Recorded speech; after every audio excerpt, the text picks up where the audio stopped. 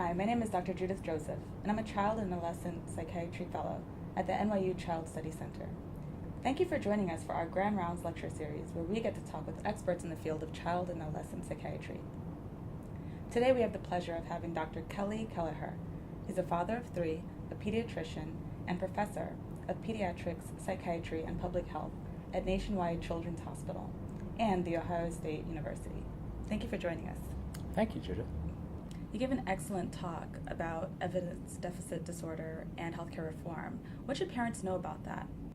Well, I should first be clear that evidence deficit disorder is a term I made up, but my main point of this for parents to know is that there have been years of psychiatric research on how to treat children with certain disorders. But a lot of that research hasn't been about how we measure it in groups of kids, or how we track children over time, or how we know when kids are actually better enough to move to a different kind of treatment. So psychiatrists have been concerned about the initial treatments choices, and not so much about what parents have to live with and how families are followed in the community. So I'm encouraging them to take advantage of this gap in knowledge that I call the evidence deficit disorder, to begin to think about where we need to go with our psychiatric research.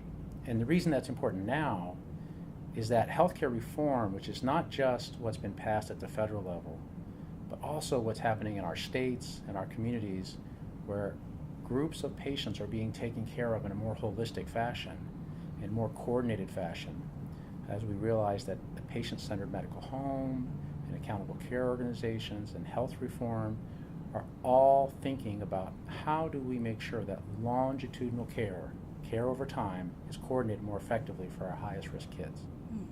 So it sounds like by knowing more about healthcare reform and changes, parents can become better advocates for their kids.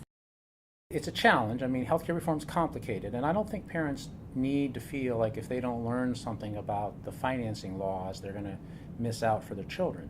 I think the more important thing to know is that the insurance companies, the doctors, the healthcare systems, the hospitals are all realizing they need to talk to each other more often, and that parents are part of that team. And so if we could take that next step, if parents can understand they do have a role. In the meantime, we expect systems to get much more responsive to families' concerns over time, and that's a good thing. And you mentioned that parents are going to be, or should be, a part of a team. What does that mean?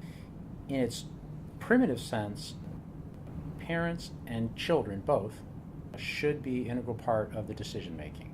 So, when a treatment choice is offered, when something's not working, those concerns need to be brought forward. Basically, the white coat syndrome of doctor knows everything is not acceptable to us anymore.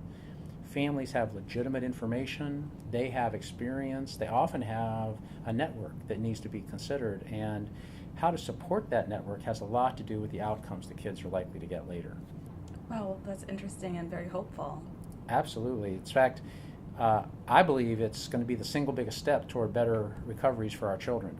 Well, thank you for joining us. We learned so much. Great. My pleasure. Thank you. And thank you all for tuning in.